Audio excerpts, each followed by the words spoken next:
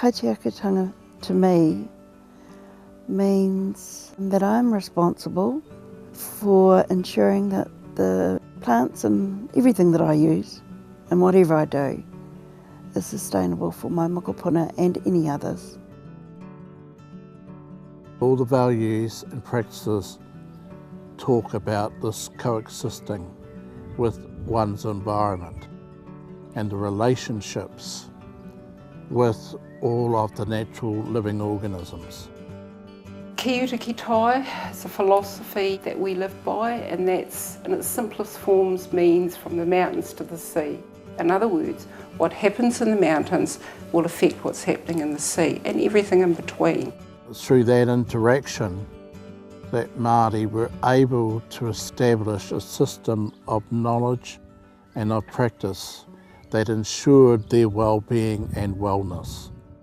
Kaitahu have a very clear set of genealogical references that talks about our relationships, whakawhanaukataka, relationships to the divine and the relationship that we have created with all the descendants and kin of the natural world.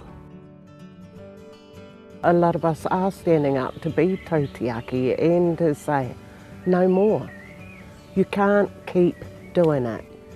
Papatūānuku's totally stressed, the waterways are stressed, and once it's gone, then what do we do?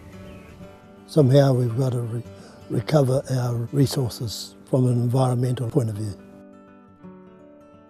During the time of our parents, so to speak, everything was so plentiful. But now the place has been denuded, whatever else you like to call it. Yes, it has become important. So much so that we are moving to contain a fair amount of native bush up the top here.